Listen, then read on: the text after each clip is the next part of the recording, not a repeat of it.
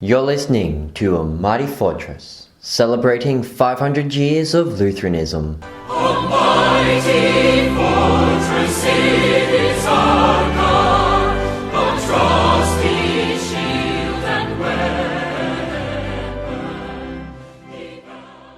Hello and welcome to A Mighty Fortress. I'm your host Jake Zabel. Joined with me today on this episode is friend of the show Shaun Manning, who is here for our segment Called to the Rose, which is a segment where we ask those people who are not born and raised Lutheran about their life journey of what led them to the Lutheran Church and why they decided the Lutheran denomination was more scriptural than other denominations, or whatever brought them to the Lutheran Church. And so, Shaun, where does your journey generally start off? Oh, wow. Generally birth, probably. Yeah, that happened, believe it or not. But basically, I guess, sort of growing up in a non-Christian home, I believe probably most of my family, to my mum's generation, were baptised into the Catholic Church, but not once. They decided, I guess, that my generation wasn't important enough to kind of pass through. And so, yeah, throughout the majority of my childhood, not once did I step foot inside a church, or was God spoken about in any of my households. Probably just went to a baptism when I was about 6 for my little cousin. Okay. So my auntie, she married a Maltese guy, so he was Catholic, so he was, my cousin was baptised, but not so with me. So I guess from about 11 or 12, I'm not sure exactly how to describe it. It's always interesting. It's when people ask me, how did you come to faith? There was no sort of divine revelation moment. I don't have some fancy story. I basically woke up one morning and believed in God. It's kind of difficult, and sort of my whole view of life changed dramatically. So when you say believed in God, as in actually the God of the Bible, or just this wider concept of like spirituality? Well, I think the God of the Bible was the only one that I was very mildly exposed to. Okay, yeah. So you had some kind of interaction with Christianity? Yeah, so the closest person, like one of my best friends at that time, his mum and dad were former, I don't know what type of denomination they were involved with, but they called themselves evangelizers. Okay, yep. And so, but they hadn't been involved in the church at this point for over a decade, and so they were the closest people who I knew that were Christians, and so they were the first people I ran to as well. Yep. So as soon as I had some type of epiphany, I ran to them immediately. You imagine like 11 or 12-year-old coming to them, and I spoke to my friend Aidan and their family, his mum and dad, Craig and Sue. So I went to Craig and I said, listen, I don't remember the conversation exactly, but basically something along the lines of, I believe in God, I think. What do I do about this? And basically he ended up, interestingly, I don't know why, I'm still interested to ask him if I ever ran into him again. My conversation with him, asking him about the faith, encouraged him to start up a Bible study which he'd been meaning to do with his kids. Okay, yeah. So he's got 3 boys and a girl, and one of them being my good friend. And so Wednesday afternoon after school, we had like maybe an hour or 2 of Bible study. But it's funny enough, I don't even know if you know this, Jake, but his friend who we got to do the Bible study was a Jehovah's Witness guy. Oh, okay. But he's not involved in Jehovah's Witness. But I remember him, the guy's name was John. I don't know if he was a Jehovah's Witness pastor or whatever he was, but I remember him, my friend's dad, Craig, having a conversation with John saying, teach them the stories, don't teach them anything else. This type of conversation. And so he trusted him to teach us the stories of the Bible, but not go into the theological background of things. And I didn't know why at that point. But obviously, several years later, when I realised sort of, Jehovah's Witness not being Trinitarian and things like that, and not holding to Jesus' divinity and things like that. That's when I realised why he would have said that. But at the time, I didn't have any idea. So that was kind of a preliminary things. Got involved with that Bible study. I can't remember for how long. And from that, it sort of sparked something even more. And so Craig then said, "Hey, there's a church not too far away from where you stay at your mum's place. Mm-hmm. It's got good music. It's got a good youth program. Go check it out."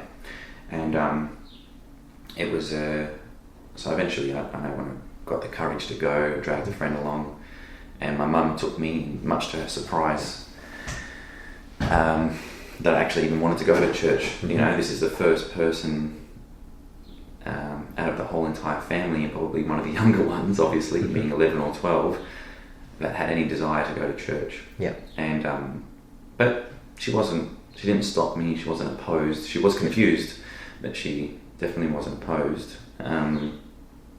So eventually I got the courage and I got involved with the youth program, and that was a Pentecostal church. Okay. Now, as of the last, I don't know, I think half a dozen years, it's turned into Hillsong, so I think there's been some type of uniting. So it's got, their big sign has changed, so I think and it's got Hillsong in it now. It wasn't that when I first started. But. So were Craig and Sue involved in that, or? Well, he only recommended me to go there because he knew about it. No, they didn't come along. Okay. They had been sort of non-attending Christians for a fair while. I'm not sure what happened, but so I got involved in the youth program. I think I went on my first Christian camp. It was a bit strange. I think the charismatic side of things was a bit weird to me at first. Well, any church was weird for me at this point. I remember when I first stepped in, not only to a youth program at this church, but to a Sunday morning, and I remember people having their hands up and being very expressive in their worship. And one of my if I can think back to my earliest conversation with God, was, "God, I believe in you, but I don't know what these people are doing." It was like this pressure of thinking, is this what I have to be a Christian? Yeah. And because I was very reserved and it was all new for me. So involved with there for many years, and then I sort of, I think although there was some youth leaders who sort of took me under their wing a little bit, they're not really known for their good teaching and really instructing me in faith. It was mainly just hangout sessions with some prayers and things like that when we would do stuff. So the years went on. I wasn't really, I sort of, from maybe 16 to 18, 19, I didn't really get involved much. Still strongly convicted in my faith, but I didn't get involved with many Christian things. I don't know, maybe a word for that is backsliding or something. I'm not too sure. And then eventually, through numerous reasons, moved to Adelaide in 2009. At which you were how old at this stage? 19. Okay. Yeah, so I moved here by myself, and after maybe 6 months or so of being here, I got to know my girlfriend at that time, her family, having a Orthodox background. Okay. And my girlfriend, she had gone on some sort of Pentecostal camps and stuff like that through some friends and things like that. And so the only church that she really sort of, because of the English barrier as well, being Ethiopian, like that she was willing to go along to was Pentecostal Church Paradise. Well, now it's called Influencers, I think. So you said they were Orthodox, is that, and Ethiopian, so is that the Ethiopian Orthodox? Yes. Okay. Yeah. Because I don't know a whole lot about them. I do know they have some interesting views. Yeah. Like? Oh, well, apparently one of them that they believe is that they're descended from King Solomon and the Queen of Sheba. Yeah. And also, if you know, the religion Rastafarianism branched out of Ethiopian Orthodox. Yeah, that's true. So they have got some interesting views. I don't know all of them myself. I don't know if you've looked into any of that. Yeah, I think that because, and it's interesting, it is part of the journey because because they have this, I think probably historically they kind of, I'm pretty sure it's Chalcedon that they didn't agree with. Yeah, okay. Yeah, and so basically what that meant is that sort of the divine nature of Christ absorbs the human side. So monophysites. That's what they descend from that. Yeah, okay. Yeah. And so there is, in terms of practice, getting to know a lot of Ethiopian people and their spirituality, it does have practical consequences. So for example, I'm just probably jumping along the story a little bit here, but I remember sharing with an Ethiopian friend of mine and saying to her, we were reflecting on the Garden of Gethsemane, Mm-hmm. and how much Christ was suffering and, etc., etc. And I remember her response being, "Oh yeah, but he knew that he was what was going to happen. He was going to rise from the dead and all this type of thing." And yes, is that true? Yes, but it sort of plays down the fact that of his actual suffering. It's like almost as if there's a bit of nervousness to make Christ look vulnerable. Yeah, there's that sense where they focus too much on the divine side that Christ knew his mission. That's right. But there was also the fact that he was a human who asked God that if it be your will, let this cup pass from me. He was legitimately scared of having to go through that. Exactly right. Yeah. And so the interactions with my partner at the time, her family and things like that was part of the journey, because after a couple of years of being in Adelaide, I was sort of switching jobs. I'd done some TAFE courses and ended up almost being a police officer. Because I was 20 at the time, they wanted me to come back when I was 21. So I basically had almost 12 months to just do whatever with, and I wasn't sure, should I keep working, and I was really growing in my faith at this point. And so it's interesting with the Ethiopian people in terms of the Christian, 70% of the country roughly is Christians, and so but probably a small minority of those Christians in probably the last 30 years or so especially have been sort of what they call Pente, which sounds like Pentecostal, but it's basically the Protestant side of the church. Yeah. With not the other than Lutheranism. Yeah. Okay. Yeah. So, it's sort of like I've been to their worship settings and things like that, and it's basically kind of like sort of your modern American evangelical stuff. Yeah. Okay. And so anyway, her family friend is a pastor in that church here in Adelaide, and he's also the president of the Ethiopian community still. Okay. Actually, that doesn't live too far from here, but he's got a massive theological library, and so after numerous talks with him in my first couple of years of being in Adelaide over 2009, 2010, and then with the SAPOL saying, "Hey, give it 12 months, come back, we see you as a good candidate." I was speaking to him about what was going on, and he said, "Hey, why don't you do some theological studies?" Yeah. Because we always talk about this stuff, and why don't you go off? And he had studied at Table. Okay. And so he was instrumental in encouraging me to go on the Table. I thought, it wouldn't hurt. And I'd always wanted to study theology, so there's no real,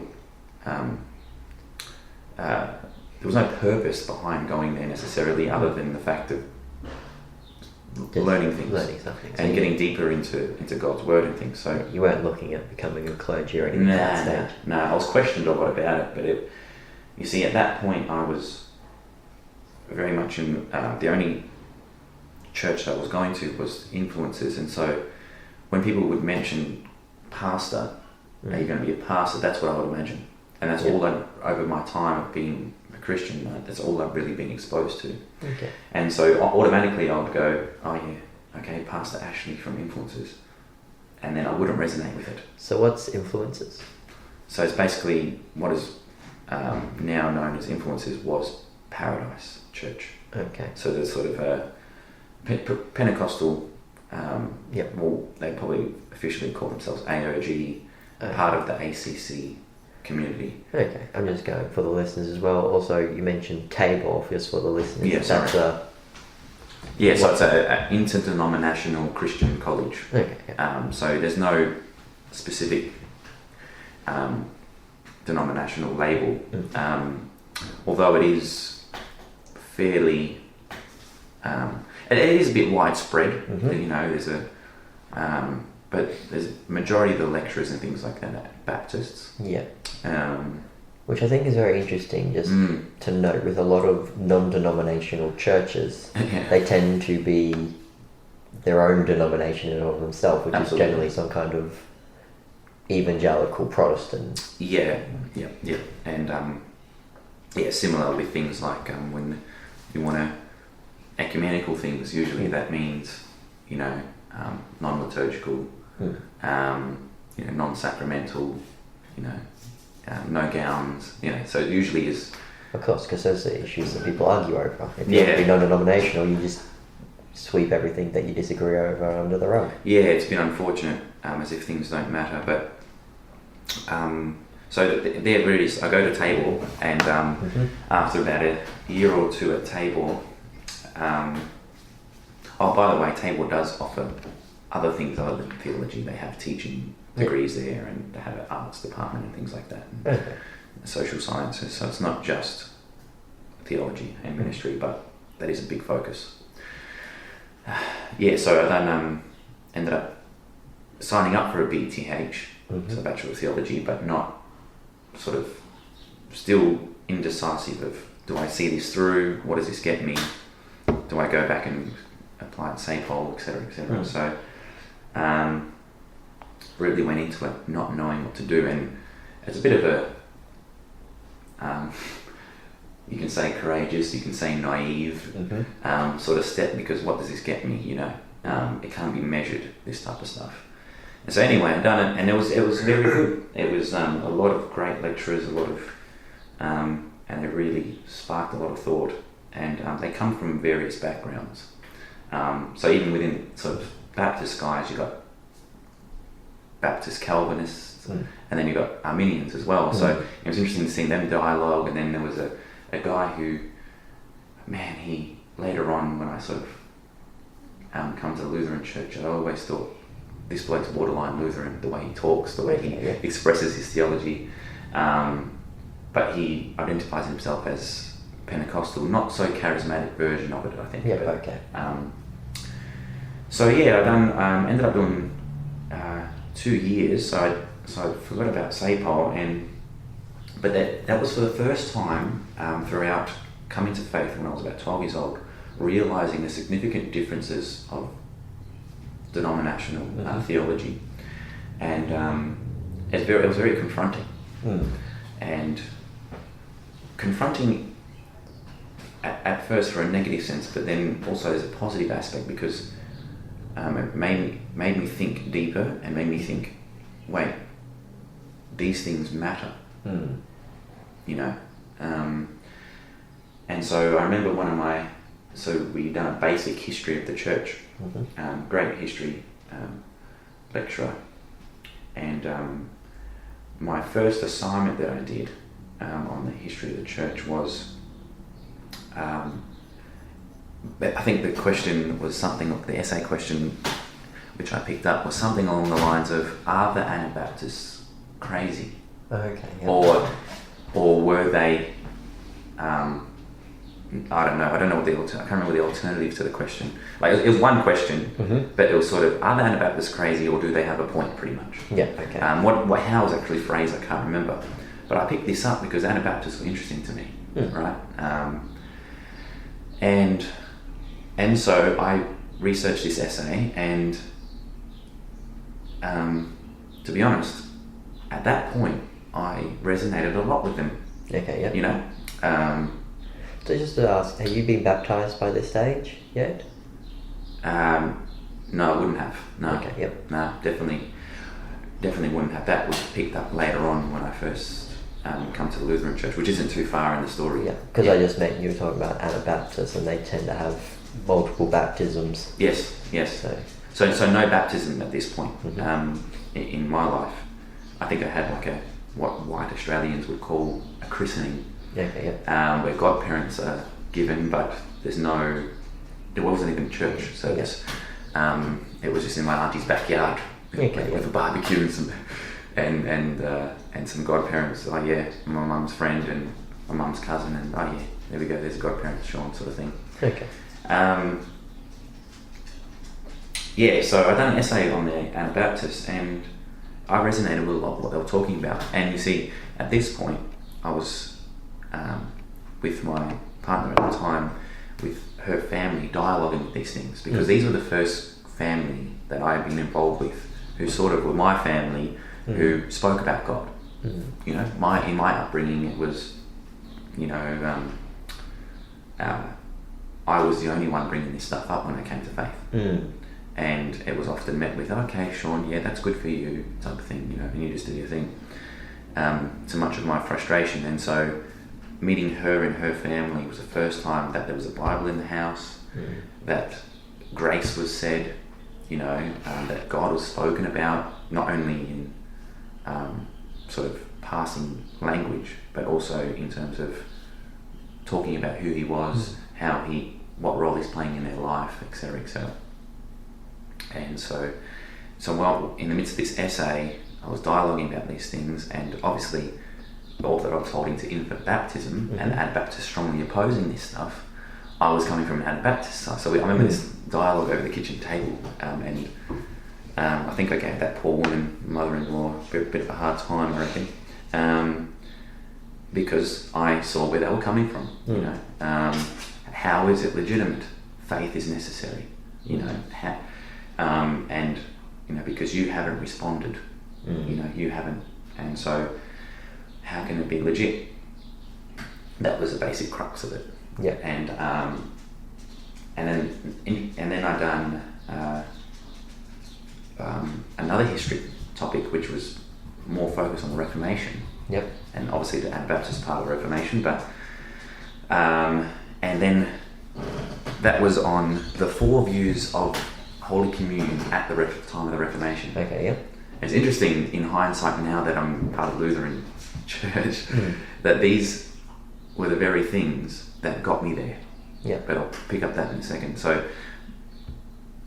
the 4 views at the time being Catholic, Lutheran, transubstantiation, real presence, and then it was Calvin and Zwingli. Yep. And basically this question was the essay was present the 4 views, and then where do you sit, and you know, how is it, has the essay changed this, and etc. Like, and so basically at that point, I, you know, looking back these days, I reckon I almost dismissed straight away, like by default, the Catholic and Lutheran view straight away, and I, out of all of them, I resonated with Calvin, I reckon. Okay, yeah. And that was, exactly what is that? From what I recall, it's basically that, so Zwingli would say it's totally symbolic. It's just like a remembrance meal, memorial meal. And a Calvin view would say more so that it's the Spirit of God working through the sacrament. Christ isn't really there, it's the Spirit of God. Yeah, so it's a spiritual connection but no physical connection. Yes, yeah. So Christ by His Spirit is there, not Christ Himself. Yeah. And so I resonated with that for the description that Calvin explained it off my own experience.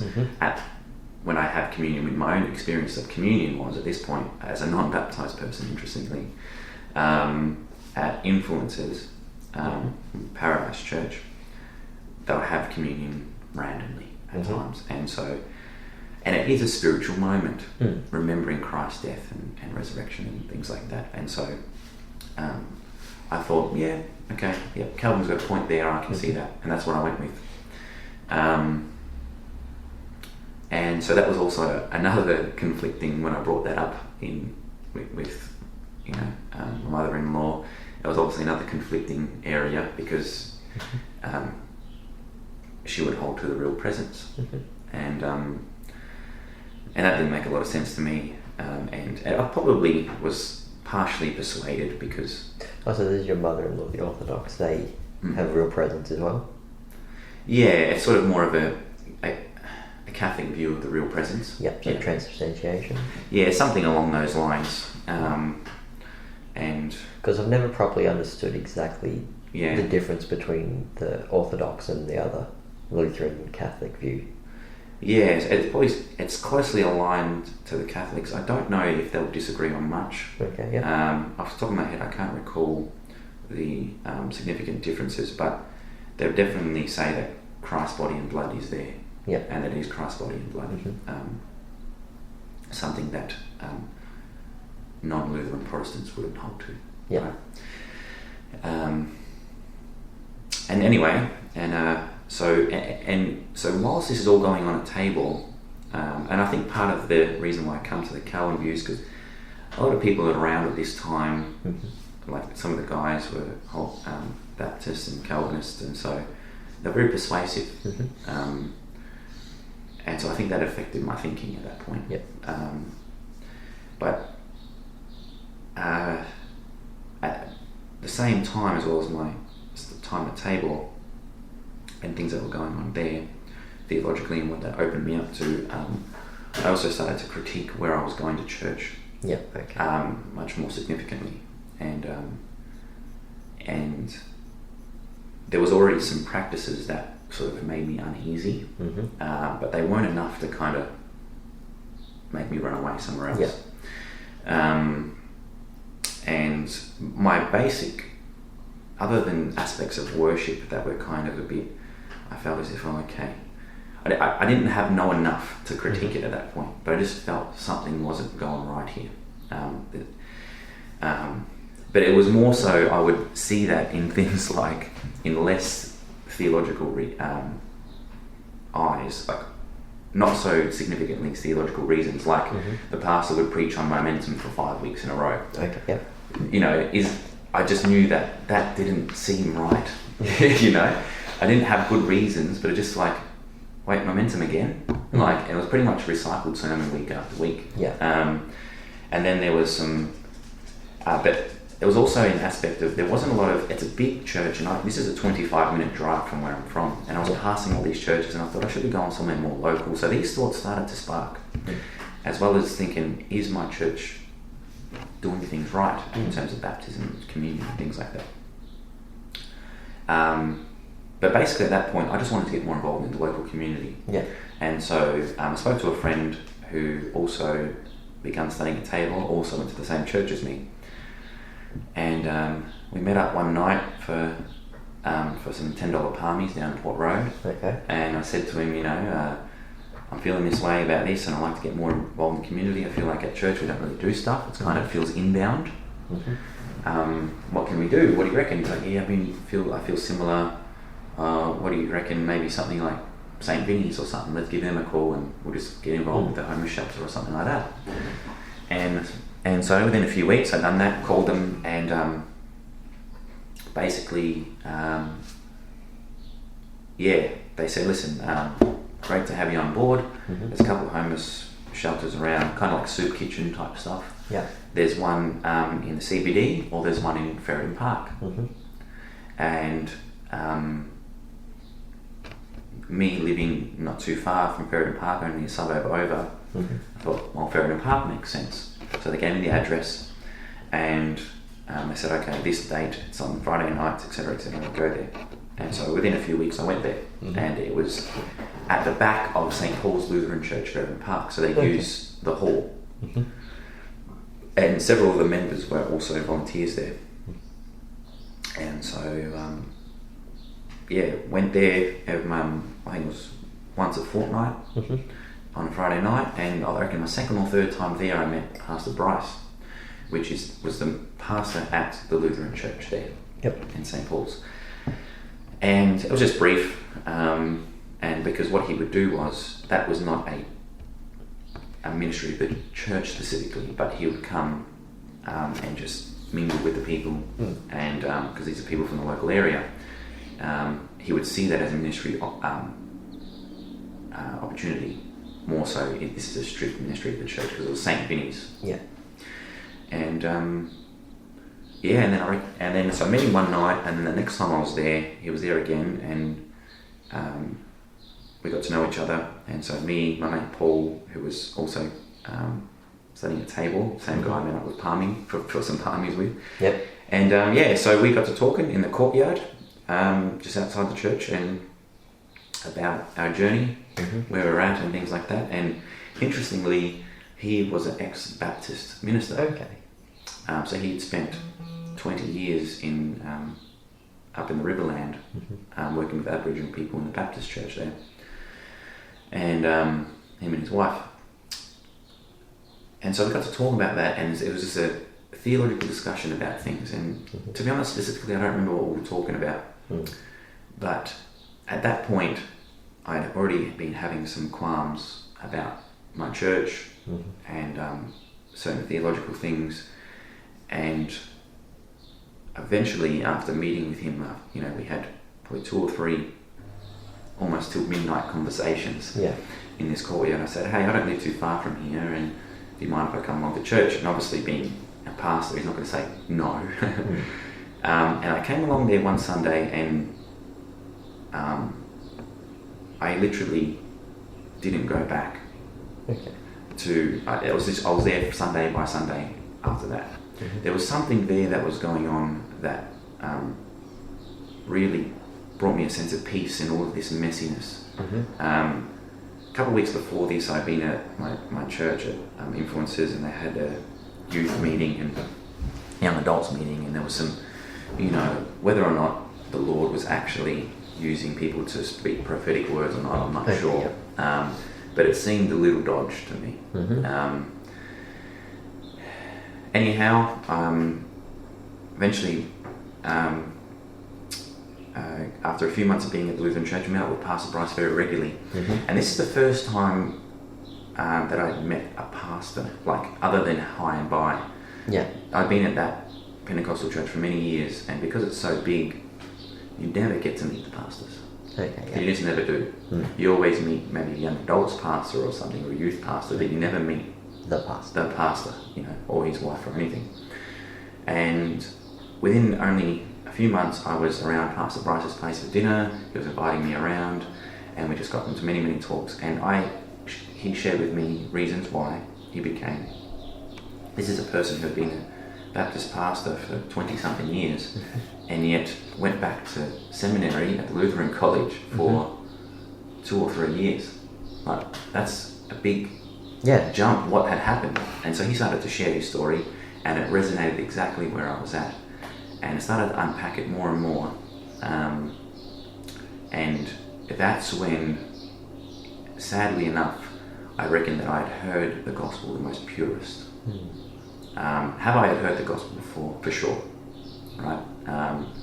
But in its most purest form and its expression, where I began to worship, was seen so clearly. And it brought me so much a sense of peace. I guess you'd be interested in what those things were, I guess. Yeah, so I guess for me, it was, the key thing was our dialogue about baptism. Okay, yep. And I came to him opposing infant baptism. And we talked and talked and talked, and I grappled with it, and eventually came to a point, biblically, theologically, that this is it. And I think that with many things in theology, baptism is the place to start. I think where you hold to something, your view of baptism usually shows whether or not you're going to stray off or you're going to stay on board. Yeah. And what I mean by that is, how is the gospel, every church would agree, is the most important thing. Yeah. That's what makes us unique. How that then is now expressed and what we know that to be, I got to that point that over years of deliberating now at table and my experiences with people and at my church, I thought, this is it. And that we offer absolutely nothing. And the baby shows that the most clearly. That it's totally a one-way situation, not a when you're ready, when you've decided, when you've accepted, then you kind of give your life to Christ. Because I had done that on many occasions, put up my hand, said a sinner's prayer, and the offer was made, then a month later, you feel as if you're straight away. You're never quite sure. I never felt quite sure, and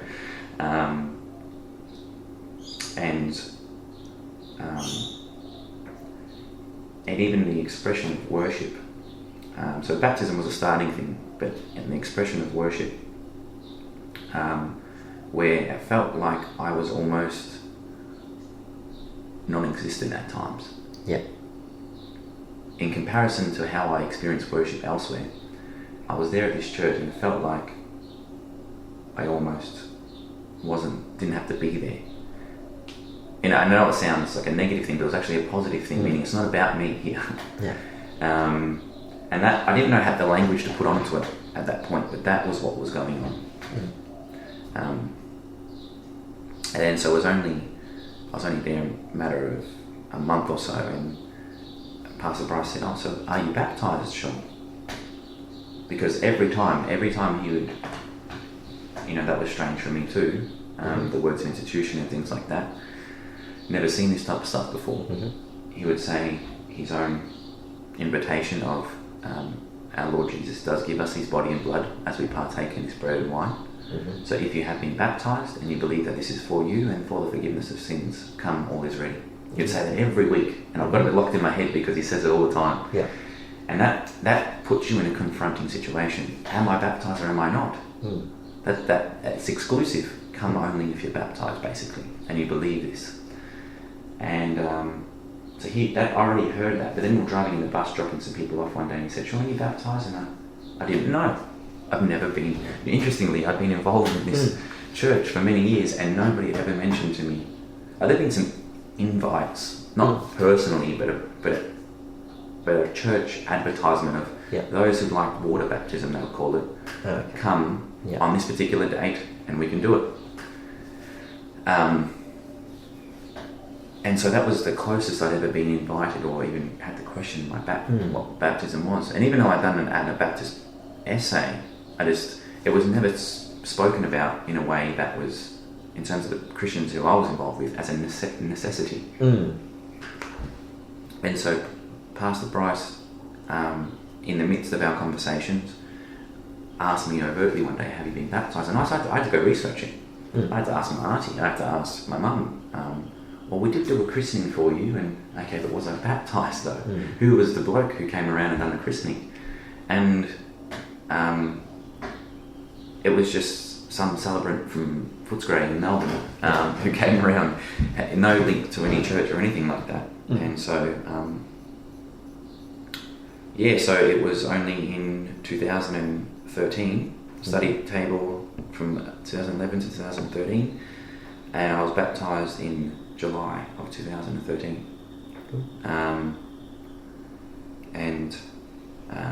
Then it was only a matter of, so after all these years of studying theology, people saying, so you're going to be a pastor, so you're going to be a priest, or whatever they'll use. No, that's not my thing. The direction had changed a little bit, because I'd seen pastoral ministry in a whole different way I've ever seen it before. And not that there was wasn't idolising him, but it's something that I've seen in Pastor Bryce's ministry and how how the public ministry went about, and what the pastor's role was, like contrastly different to what I've ever seen.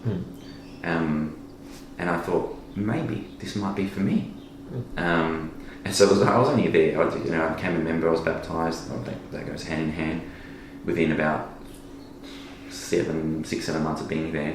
And then it wasn't long after that I said, hey, Pastor Bryce, I'm thinking of switching my theological studies to the seminary. And so he said to me, Shaun, that's great, but let's give it 6 months. You can imagine I've just made the jump into the denomination. All of a sudden, you see all these things were, you got that new zeal to just get out there and do stuff. And it's just all this extreme sense of peace, and all these green lights were just popping up all over the place.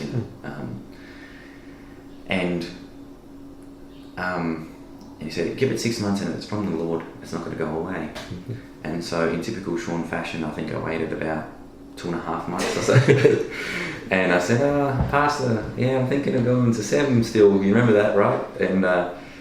And then we sort of wrestled over that for maybe another month, and then I approached seminary, had an interview with Andrew Pfeiffer, Tanya Nelson, and I think it might have been Stephen Hart. I can't recall. And then ended up the following year coming on board, and here I am in my 4th year. Cool.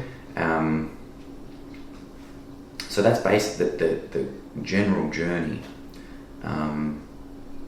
And I still have many friends who are non-Lutheran. As you naturally would. Yeah, that's right. Yeah. And to be honest, a lot of, and then more friends I've had more long term as well. And we still dialogue very healthily and things like that. But much of the temptation that you can have is to kind of water it down for the sake of a friendship or something like that. And because you're friends and you think, I don't want to sort of offend or something like that. But it's what I've realised is the extreme importance of these things. And yes, okay, we're not saved by our theology, right? We're saved by grace, right? But much to the contrary of popular thinking is that we always give people something theologically, and what we give them is vital to the gospel.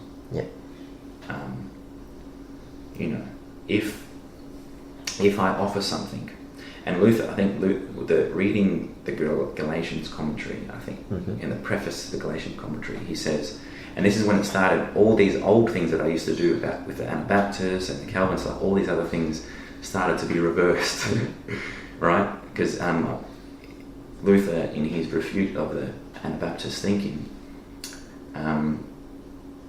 he says in his preface, he says, if it is true what the Anabaptists say, that one requires faith to be baptized, this also is saying that one needs to be good before Christ can come. Before Christ can come and save us. And so that really epitomized where I was at and the reverse of things. And so therefore I would say that for me, I experienced, heard, was cemented in the gospel in its most purest form possible. Do these other denominations preach the gospel? I think they do. I think, but it's not in its purest form. That's what I'll chuck in for now. Okay, well, thanks for telling us your journey. Sorry, I sort of wasn't really dialogue, it was monologue at one point. That's alright. I think it was good. I hope the listeners have enjoyed it. And thanks for coming on, and thanks to all those who have listened to this episode. I hope you can join us again next time for another episode of A Mighty Fortress. I've been your host, Jake Zabel. Goodbye and God bless.